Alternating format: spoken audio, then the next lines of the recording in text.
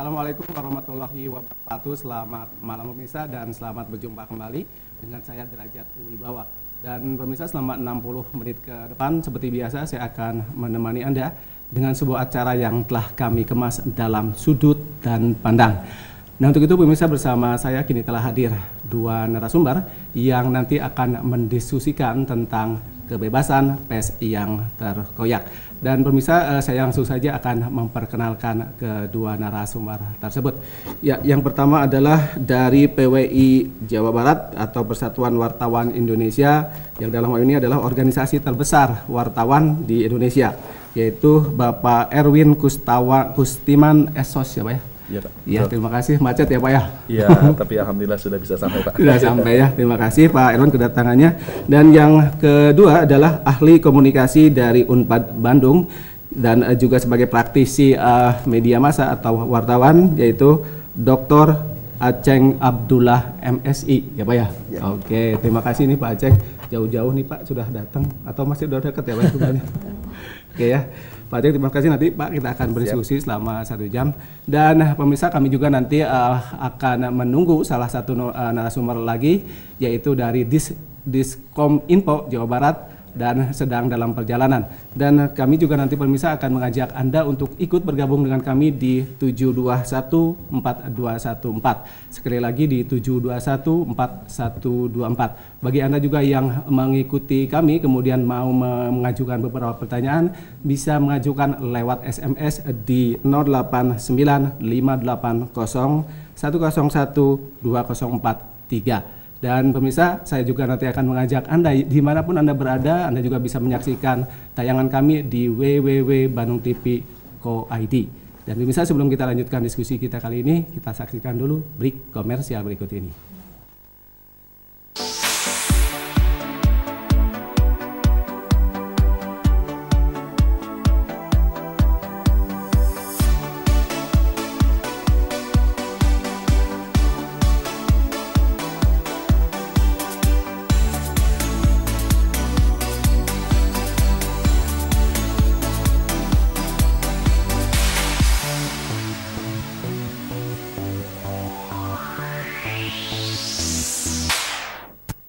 Ya, terima kasih pemirsa karena Anda masih bergabung dengan kami, dan kami juga tetap nanti akan mengajak Anda untuk ikut bergabung dengan kami di telepon 7214214. Bagi Anda juga bisa menghubungi melalui SMS di 089580101204. Bagi Anda juga berada di manapun Anda berada, Anda juga bisa menyaksikan tayangan ini melalui www.bandungtv.co.id.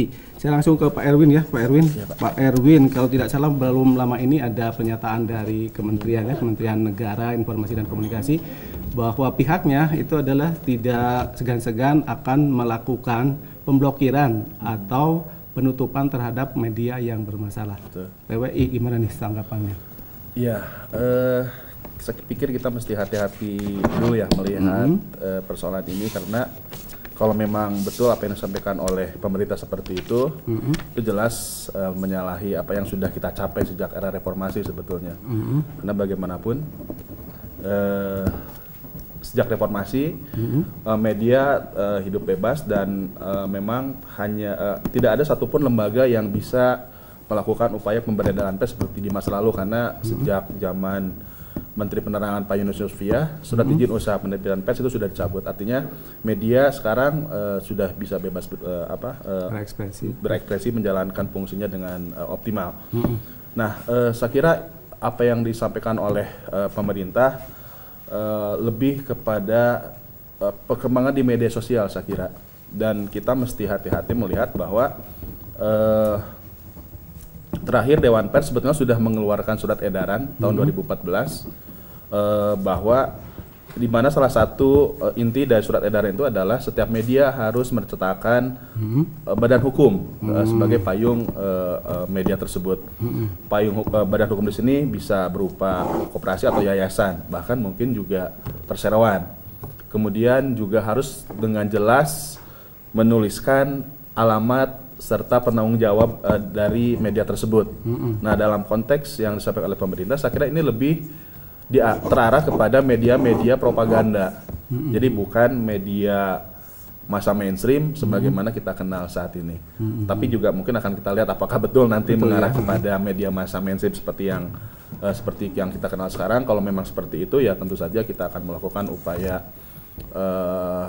tegas untuk meresistensi hal tersebut. Itu mungkin jawaban dari saya, Pak. Oke, jadi artinya arahnya kemungkinan besar itu adalah ke arah media yang saat ini ramai di media sosial mungkin ya Pak ya. Saya kira lebih ke arah sana, saya kira. Karena lebih sana ya. Tetapi di situ ada dua ini Pak, dua pernyataan bahwa diblokir dan ditutup. Kalau diblokir mungkin arahnya ke media sosial. Tapi kalau untuk ditutup, menurut PBI apa nih? Ditutup mungkin lebih ke sisi tadi kan ada ada tempatnya beraktivitas. Nah kalau memang jelas tempatnya kan juga biasa. Selama ini kan sebetulnya masih tidak jelas juga apakah tempatnya memang ada atau hanya bentuk isi siaran saja yang ada. Yang ada gitu ya. Oke, saya ke Pak Aceng nih Pak Aceng. Tahun 2014 dia sudah mengeluarkan bahwa media itu adalah tadi seperti yang disampaikan oleh PWI ya, harus berbadan hukum. Itu kan sebelumnya tidak ada kan seperti itu ya. Misalnya dari tahun 97 sampai 2014 itu kok tidak ada itu. Nah, itu kira-kira menurut Pak Aceng upaya untuk itu tadi untuk membatasi bahwa media itu adalah sekarang sudah mulai harus ini loh, harus ini berbeda dengan 1997 ya, 1998. Oke, pendapatnya. Oke, saya barangkali menanggapi dulu. Oke. Menambahkan dulu Pak Erwin ya dari PWI. Saya sangat tidak percaya ya. Rasanya tidak percaya apabila pemerintah akan istilahnya menutup kebebasan pers ini. Sebab kebebasan pers ini sudah diatur oleh Undang-Undang nomor 40 tahun 99. Ada beberapa undang-undang yang berkaitan dengan informasi publik, ada undang-undang penyiaran, ada undang-undang informasi dan transaksi ekonomi dan lain sebagainya, undang-undang telekomunikasi. Jadi rasanya setelah reformasi ini kayaknya rasanya nggak mungkin lah ya, rasanya jauh gitu. Jadi kalaupun mau itu artinya harus menabrak undang-undang itu dulu gitu. Nah, sedangkan untuk berbadan hukum rasanya ini untuk membatasi saja, untuk membatasi agar jumlah media tidak terlalu banyak. Ya. Sebetulnya bagus-bagus saja ya, bagus-bagus saja media semakin banyak. Tetapi untuk membatasi media-media yang tidak sehat, ya, media-media yang tidak sehat, sehingga dengan ketidaksehatan itu memunculkan juga informasi-informasi yang ditampilnya pun itu menjadi tidak sehat juga gitu. Nah, barangkali itu. Ya, artinya itu adalah terlalu dini gitu ya kalau misalnya pemerintah itu mempunyai rencana seperti itu. Tetapi kan ini sudah konsumsi ini loh Pak, sudah konsumsi media cetak termasuk PL juga sudah waktu itu sudah membuat berita itu kan gitu ya. Nah Pak Aceng, kalau misalnya tadi ada pembatasan itu kategorinya nanti bukan untuk melakukan pembatasan terhadap media massa, tumbuhnya media massa ini kira-kira Pak Aceng? Kita pernah jumlah media isu luar biasa ya, khususnya media cetak ya. Media cetak itu khususnya luar biasa sekali itu jumlahnya, sampai di awal-awal reformasi itu jumlah media massa itu nyaris tidak terkendali. Ya. Tidak ada seorang pun yang tahu jumlah media massa khususnya media cetak itu di Indonesia itu jumlahnya ada berapa gitu ya. Waktu itu ada seluruh hanya Tuhan yang tahu jumlah media massa di Indonesia. Nah, sebetulnya untuk media-media mainstream yang biasa kita kenal itu nggak ada masalah ya. Nggak ada masalah ya. Mungkin yang jadi masalah itu media-media yang kecil seperti ini, atau juga ingin karena sekarang ada kecenderungan misalkan membuat televisi itu bisa streaming gitu ya. Bisa streaming, mahasiswa bisa bikin, siapapun bisa bikin, barangkali ini untuk mengatasi hal-hal seperti itu gitu. Nah, jadi perkembangan teknologi komunikasi semakin maju, semakin mudah, semakin murah. Nah, itu juga dikhawatirkan banyak orang, banyak pihak yang mempunyai pikiran kurang bagus itu bisa memunculkan informasi-informasi yang bisa menyesatkan. Bahkan itu bisa dilakukan bukan di wilayah Indonesia, ya. Bukan dilakukan di wilayah Indonesia, tapi juga dilakukan di luar negeri. Nah, jadi tapi kalau saya lihat untuk media cetak, jangankan untuk bikin media baru ya yang berbadan hukum, media yang sudah ada pun sekarang benar-benar susah gitu untuk hidup secara sempurna. Gitu barangkali. Ya, kayak artinya adalah kalaupun misalnya nanti niat dari kementerian gitu ya itu adalah terlalu dini. Kira-kira PWI ini apa nih Pak? Kira-kira langkah yang harus dilakukan oleh PWI untuk membendung niat itu, karena kan ini sudah disampaikan secara terbuka kan gitu ya. Kalau menurut kami saya kira langkah terbaik bagi organisasi profesi adalah lebih melihat ke dalam lebih introspeksi, bahwa saya kira ini juga ada kaitannya dengan fenomena kinerja media pasca Pilpres tahun 2014. Saya kira juga masyarakat sudah semakin kritis, mereka melihat dua media yang sebetulnya menampilkan dualitas yang sama, tapi kemudian dikonstruksi secara berbeda. Ya, kita berbedanya dari telepon dulu Pak sebentar. Oke, ya, halo, selamat malam. Halo, assalamualaikum. Waalaikumsalam. Dengan siapa, dari mana Ibu? Dari Antapani, Teneng. Oh, Antapani, silakan Ibu. Siapa namanya Ibu, maaf? Teneng. Oh iya, Teh Neng. Iya. Silakan Teh Neng, gimana nih? Ini salam kenal sama Pak Erwin, sekarang Bapak Pak Aceng Abdullah. Oh, Pak Aceng Abdullah. Aku barusan dengar masalah media. Nah, maksud Teh Neng yang ditanyain, media yang mana yang nggak boleh atau nggak boleh ikut ke media,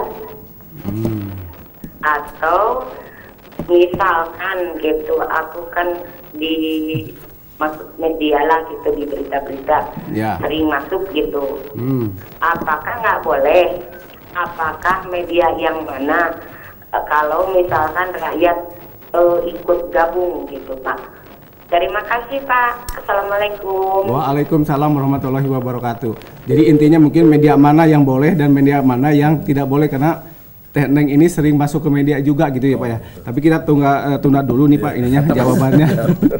Oke, silakan Pak Erwin tadi langkah-langkah PWI ini. Ya, jadi saya kira langkah terbaik bagi kami organisasi profesi adalah lebih melihat internal ke dalam, karena harus diakui bahwa pasca Pilpres kemarin sempat ada, walaupun bukan media cetak secara langsung itu Pak ya, tapi lebih ke media penyiaran sebetulnya menjadi persoalan.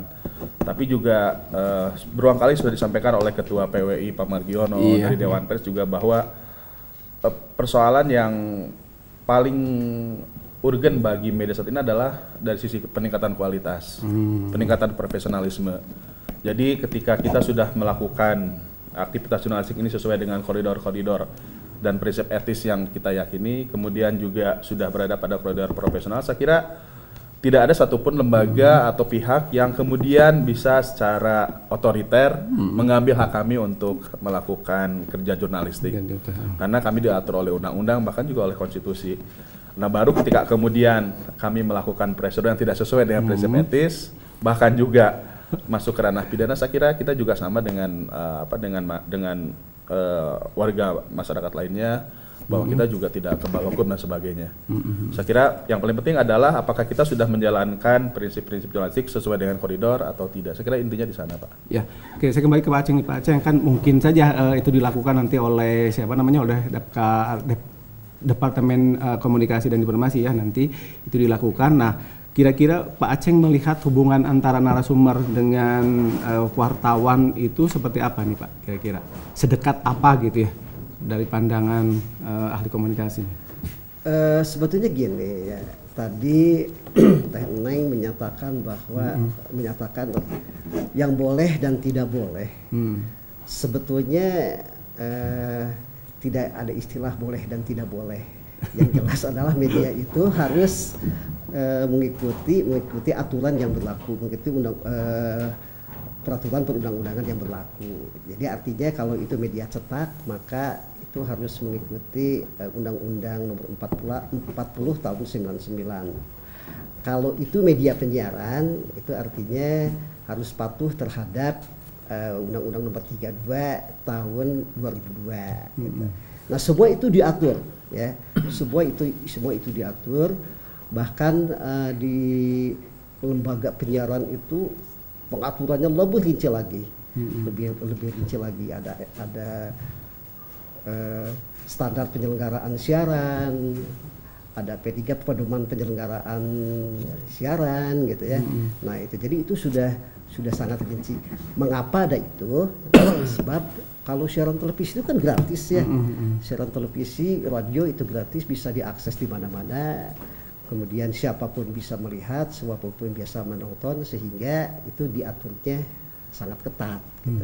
Sedangkan untuk media cetak kelihatannya ya, pemerintah juga tidak terlalu khawatir lah ya. Makanya terlalu berlebihan apabila pihak pemerintah sungguh ketakutan dengan kebebasan pers ini. Gitu. Ya, ketakutannya. Okay. Nah itu sebetulnya di situ. Di situ ya letak itunya. Oke, saya kembali ke Pak Erwin nih. Tadi ada pertanyaan dari Teh Neng Antapani. Media mana nih Pak Erwin katanya yang boleh dan yang tidak boleh Teh Neng masuk sebagai nanti objek dari karya jurnalistik mungkin ya Pak, silakan. Saya masih belum menangkap apa maksud dari pertanyaan Teh Neng tadi, tapi saya kira prinsipnya adalah bahwa prinsip-prinsip penyusunan berita kan juga sudah jelas Pak, bahwa setiap wartawan ketika mencari berita kemudian menyusun berita dan menyebarluaskannya sudah sesuai dengan prinsip-prinsip penyusunan berita yang kita yakini gitu ya, bahwa ada kaidah-kaidah dalam kaitannya dengan penyusunan berita.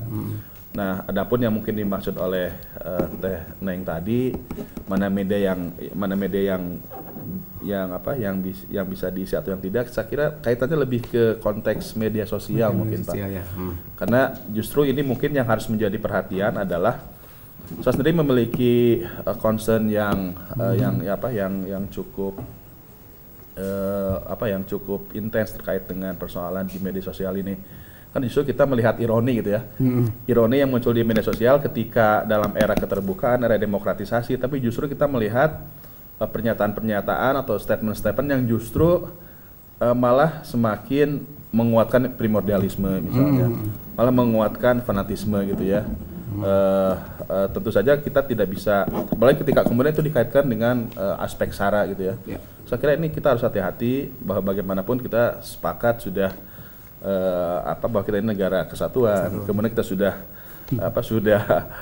meyakini bahwa Pancasila adalah dasar dalam bernegara. Saya kira ketika kita kemudian menyampaikan hal terkait dengan persoalan-persoalan yang sifatnya lebih ke keyakinan individu, saya kira lebih baik di ruang privat gitu ya.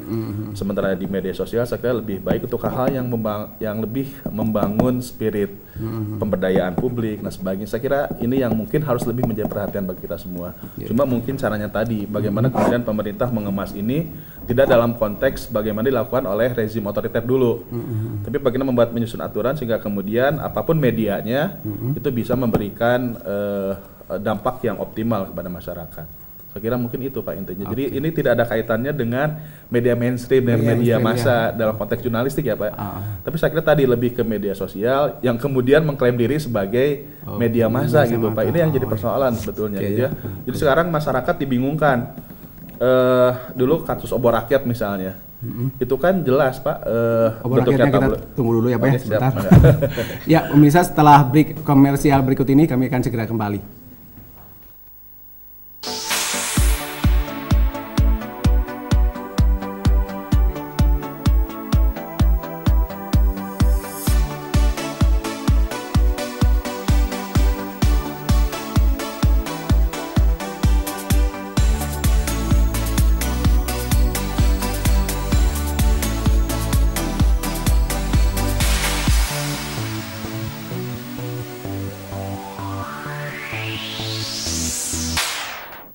Ya, terima kasih pemirsa karena Anda masih bergabung dengan kami, dan kami juga tetap akan mengajak Anda untuk ikut bergabung dengan kami di telepon 721-4214.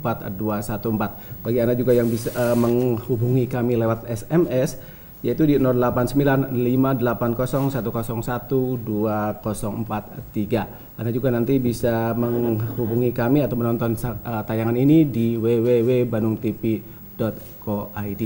Nah, Pak Erwin, tadi kan ada beberapa langkah yang sudah dilakukan oleh PWI gitu ya, dan PWI sendiri juga kan tidak merasa yakin kalau media mainstream itu adalah nanti dikategorikan seperti yang dijanjikan akan ditutup dan segala macam. Oke, silakan Pak, strateginya. Ya, tadi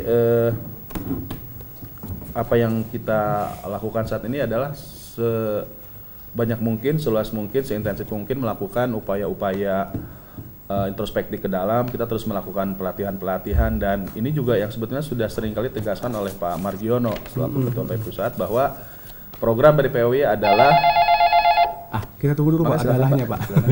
Sebentar. Ya, halo. Selamat malam. Halo. Ya, selamat malam. Di mana dengan siapa Pak? Assalamualaikum. Waalaikumsalam. Nama Kang Apu ini di Margahayu Raya. Margahayu Raya, Margahayu. Ya. Kan ini hak jawab. Ya, hak jawab. Kadang kan seorang jurnalis, orang wartawan, misalnya sampai 3 kolom, 4 kolom dalam satu surat kabar, menulis pemberitaan yang kebenarannya masih ditanyakan. Tiba-tiba dari narasumber itu ternyata merasa disudutkan. Nah, biasanya dari narasumber tersebut minta hak jawab supaya diberitakan biar berimbang. Tapi kadang-kadang dalam surat kabar itu misalnya waktu pemberitaan 3 kolom sampai 4 kolom, hak jawabnya kadang-kadang dari koran tersebut, pertama itu.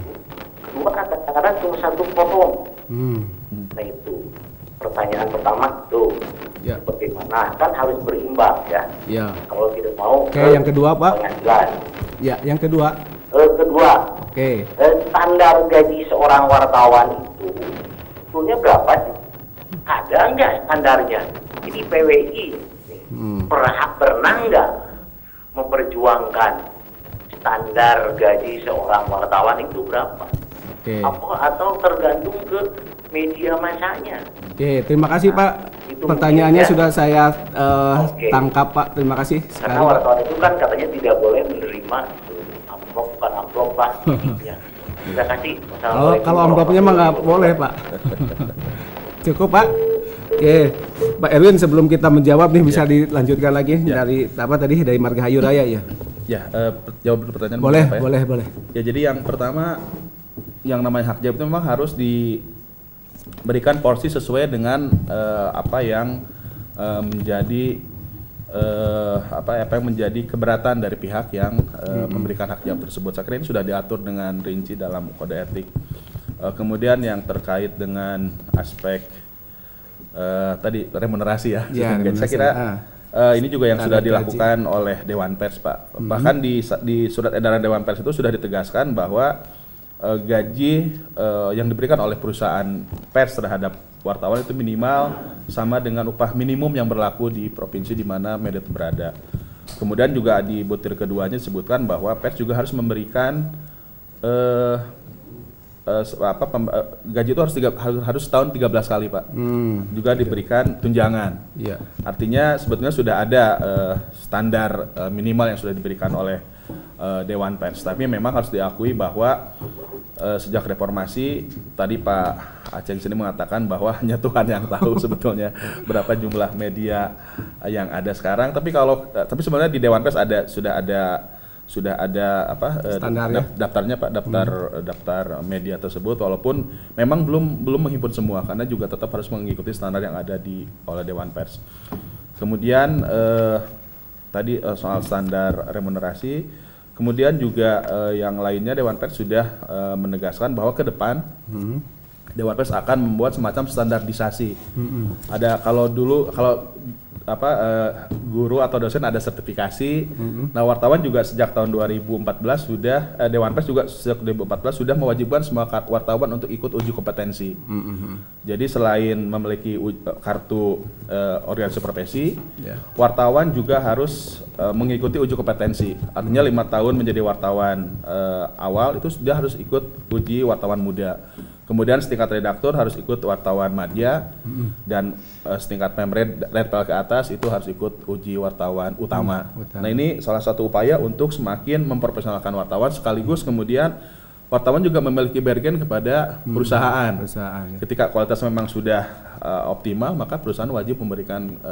Karena itu kemudian maka tidak setiap perusahaan dengan mudah masuk ke gelanggang industri media ini. Itu yang harus jadi yang harus jadi perhatian itu Pak ya. Jadi ke depan juga dikatakan bahwa yang badan hukum yang ikut dalam industri media itu harus badan hukum yang memang betul-betul betul-betul terarah pada bidang itu, tidak boleh dicampur. Jadi misalnya badan hukumnya badan hukum bisnis di luar media, tapi kemudian si media nempel itu nggak bisa, harus badan hukum yang memang khusus mengelola media. Saya kira itu sudah langkah-langkah sudah dilakukan, tapi memang jadi profesi wartawan ini profesi yang unik Pak. Jadi kita ini buruh sekali, profesional sekaligus juga buruh ya. Jadi profesionalnya bekerja pada media, karena itu maka undang-undang ketenaga kerjaan pun juga berlaku pada kita. Saya kira ini upaya-upaya yang harus kita terus perbaiki ke depan, dan mudah-mudahan ya kesejahteraan wartawan semakin sehat, semakin meningkat, sehingga kemudian kehidupan pers juga akan semakin sehat ya. Oke, saya ke Bu Lopita nih dari Dinas Kominfo ya, Jawa Barat. Nah, Bu, kan kalau tidak salah di Diskominfo itu kan tidak membina wartawan kan gitu ya. Kemudian tidak juga menutup media kan gitu ya. Tugasnya apa nih Bu? Kira-kira punya tugasnya apa nih Diskominfo ini? Ya, tugas. Terima kasih atas kesempatan yang diberikan kepada kami. Dinas Kominfo Provinsi Jawa Barat mempunyai tugas pokok dan fungsi menyelenggarakan komunikasi dan penyelenggaraan informatika. Nah, kaitannya dengan informatika itu terkait erat dengan TIK, pemanfaatan teknologi informasi dan komunikasi, sedangkan komunikasinya itu khusus mengelola kegiatan komunikasi kaitannya dengan komunikasi publik.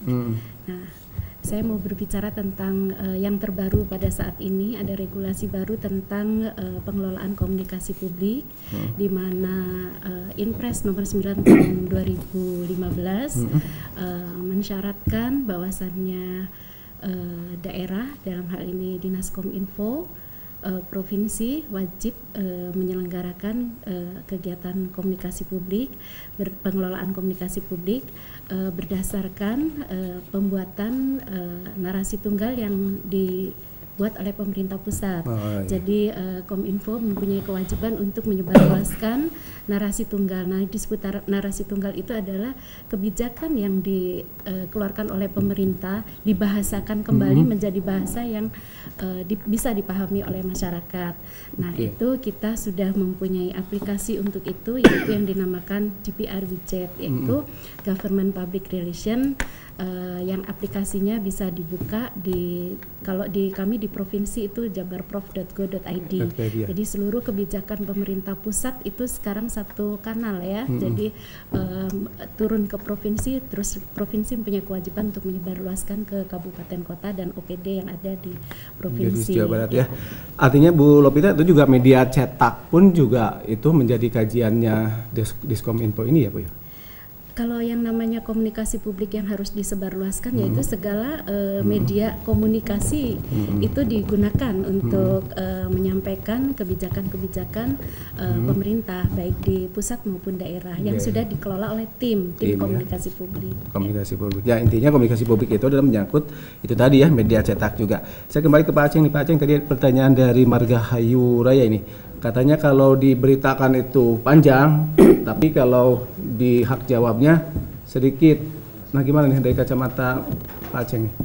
Gini, masalah hak jawab itu dari dulu itu tidak pernah selesai. Selalu saja dikeluhkan. Nah, secara teknis memang tidak memungkinkan apabila hak jawab itu sama panjang dengan pemberitaannya. Misalkan sebuah majalah berita itu membuat laporan sampai 12 halaman. Nah, apakah hak jawabnya juga harus 12 halaman kan? Nah, itu kan nggak mungkin. Yang penting adalah esensinya. esensi dari hak jawab itu sudah menyelesaikan masalah atau belum, ya. Nah itu jadi masalah hak jawab dari dulu tidak pernah selesai dan sampai sekarang pun ratusan bahkan ribuan keluhan dari narasumber dari siapapun masuk ke Dewan Pers untuk melaporkan masalah hak jawab ini. Jadi yang jelas jangan ada keinginan kalau ini beritanya 4 kolom maka hak jawabnya harus 4 kolom juga gitu. Kan secara teknis gak mungkin juga ya. Ini majalah berita laporan utamanya sampai 12 halaman maka hak jawabnya harus 12 halaman juga. Tidak mungkin gitu ya. Nah yang penting adalah esensi dari permasalahannya itu sudah terjawab atau belum. Nah itu memang selalu saja ada ketidakpuasan dari narasumber. Ya, bukankah kalau tidak salah sudah ada pedomannya ya Pak, pedoman untuk membuat hak jawab ya? Nah itu yang dikeluarkan oleh Dewan Pers Pak atau? Tapi kan tidak secara teknis Pak, hanya ada di kode etik. Tapi memang memang tidak bisa dihitung secara matematis. Ini yang sering jadi persoalan. Bahkan juga yang unik itu dulu pada saat KPU menyusun aturan soal pemilu Pak. Jadi dulu itu space setiap partai itu meminta agar space pemberitaan setiap partai itu diberitakan sama. Padahal kita memiliki prinsip tersendiri ketika kemudian sebuah isu itu layak berita, itu kan tidak bisa dikuantifikasi secara dalam bentuk space di ruang-ruang di ruang koran seperti itu.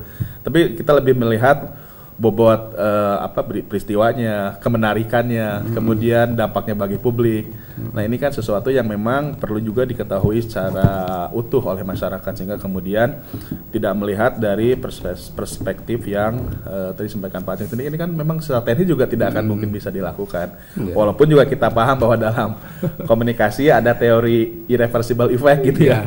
Ketika dampak berita yang pertama itu tidak bisa serta-merta kemudian dijawab oleh ini yang oleh karena itu maka kemudian saya kira masyarakat juga yang menjadi narasumber apalagi pejabat publik saya kira sudah seharusnya mereka pada saat diwawancara oleh wartawan mereka memang harus mau memenuhi wartawan itu Pak. Mereka tidak bisa lagi mengelak apalagi sekarang sudah ada undang-undang informasi publik. Saya kira langkah yang terbaik adalah ya karena memang hak wartawan untuk mendapatkan berita memang sudah diberikan koridor untuk bisa diakses. Untuk bisa diakses ya. Kembali ke Bu Novita nih. Bu Novita tadi kan kita sempat di awal mengatakan bahwa baik dari PWI atau dari Pak Aceng itu mengatakan bahwa terlalu dini kalau misalnya pemerintah pusat itu sudah mengeluarkan pernyataan bahwa akan dilakukan pemblokiran atau penutupan. Gimana nih dari pemerintah Provinsi Jawa Barat? Ya. Sampai saat ini kami memang belum mendapatkan regulasi tentang itu ya. Jadi kita tidak bisa melakukan hal itu dengan serta-merta ya. Dan saya pikir hubungan yang harmonis antara pemerintah dengan pers itu tetap harus terjaga. Coba kalau kita lihat di koran itu hampir 80% atau 70% isinya pemberitaannya juga tentang pemerintahan. Jadi apa jadinya pemerintah tanpa pers, pers juga tanpa pemerintah. Gitu. Jadi kami mengharapkan simbiosis mutualisme itu ya yang bisa terjalin di antara pemerintah dengan media. Ya, kembali ke Pak Aceng nih. Pak Aceng, tadi kan banyak ya keluhan-keluhan tentang hak jawab ini. Nah, yang tidak merasa dirugikan atas hak jawab tadi itu bisa mengadu kemana nih Pak Aceng? Selain di Dewan Pers? Sebetulnya sudah banyak mereka merasa tidak puas kemudian membawanya ke pengadilan. Nah itu sudah itu. Jadi hak jawab ini meskipun kelihatannya media sudah sejelas-jelasnya, sudah selengkap-lengkapnya memberikan jawaban, tapi masih juga ada pihak-pihak yang merasa tidak puas. Kita seringkali mendengar ada media yang digugat ke pengadilan. Iya. Digugat ke pengadilan, kemudian ya diperdatakan gitu ya. Nah tapi juga biasanya juga kalau lihat pengalaman biasanya para penggugat ini nggak menang gitu. Nggak menang sebab dalam kenyataan ini hak jawabnya juga ada, jadi tuntutan mereka umumnya gitu. Berita 4 kolom, ini hak jawabnya harus 4 kolom gitu. Ini laporan utama sebuah majalah berita 12 halaman, masa ini cuman 10 cm katanya gitu. Ya, nah itu jadi biasanya ada ketidakpuasan seperti itu dan biasanya dibawa ke pengadilan, tapi pengalaman menunjukkan biasanya di pengadilan juga nggak pernah menang ya, nggak pernah menang karena dalam kenyataan juga media itu sudah melakukan hak jawab juga. Iya. Saya kembali ke Bu Lopita. Bu Lopita, sampai sejauh ini menurut catatan dari dinas media yang ada di Jawa Barat ini, bagaimana nih? Ada nggak misalnya datanya dari Diskominfo ini? Ada yang hariannya berapa, kemudian mingguannya berapa? Kayak jangan-jangan yang hanya terbitnya sekarang, besoknya enggak kan gitu ya? Nah, gimana nih? Ya tadi nyambung seperti yang tadi, hanya Tuhan yang tahu ya Pak Aceng.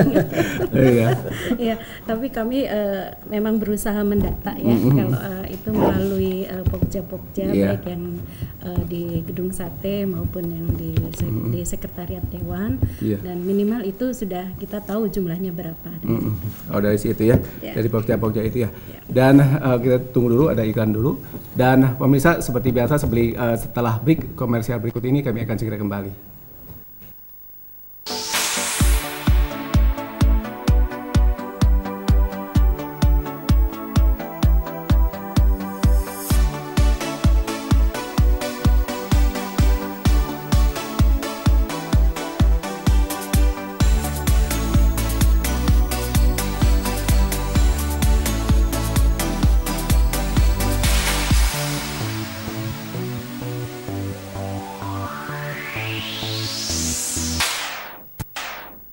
Ya, terima kasih pemirsa karena Anda masih bergabung dengan kami, dan kami juga tetap akan mengajak Anda untuk ikut bergabung dengan kami di 7214214. Anda juga bisa menghubungi kami melalui layanan SMS di 08958501012043. Ini ada sekitar baru masuk sekitar 25 SMS, hanya 3 yang akan kita coba bacakan. Yang pertama adalah dari Anissa Arcamanik, nomor teleponnya 089507. Pertanyaannya adalah, apakah Info Bandung merupakan bagian dari Diskominfo? Karena saya justru lebih sering melihat contoh kecilnya saja di jalan. Saya lebih sering melihat reklame yang dibuat Info Bandung dan banyak yang unik dan kreatif, sehingga saya berpikir mungkinkah Info Bandung justru komunitas swasta yang membantu Diskominfo. Silakan Bu, monggo. Mungkin yang dimaksud itu Diskominfonya Diskominfo Kota Bandung ya. Kalau Diskominfo. Tapi kita tunggu dulu sebentar Ibu ya, ada telepon. Halo, selamat malam. Malam Pak. Ya, selamat malam. Dari mana Pak? Pak Ram, Pak, Ujung Berung. Pak Ram, Ujung Berung. Ya, silakan Pak Ram, Ujung Berung. Jadi saya nggak kepikir Pak, buatan Pak ya. Ini memang kita sebagai artinya masyarakat yang memang kelihatannya ada lagi Pak, wartawan banyak dalam pemberitaan. Misalnya waktu memberitakan apapun pejabat ataupun berita yang ini Pak, itu sering intimidasi dari pejabat tersebut ataupun dari pemberitaan dia. Tapi kelihatannya kualitasnya hanya TWI ataupun apa itu gimana? Sampai gimana perlindungan terhadap wartawan Pak? Karena waktu itu dia ada undang-undang pers. Tapi sebagai wartawan dia kan dilindungi, tapi dia memberitakan suatu berita kadang-kadang ada tekanan Pak, ataupun ada ancaman itu Pak. Ini bagaimana tanggung jawab progresif itu sendiri Pak, TWI atau ASI gitu ya? Oke. Itu bagaimana Pak kira-kira? Bagaimana Pak? Begitu saja Pak, terima kasih ya Pak. Ya.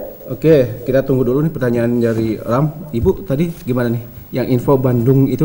Ya, Info Bandung itu sepertinya dimiliki oleh Kota Bandung ya. Kalau Kominfo Jawa Barat kita tidak mempunyai media untuk menginformasikan. Yang dimaksud di sini mungkin di Videotron atau Megatron ya.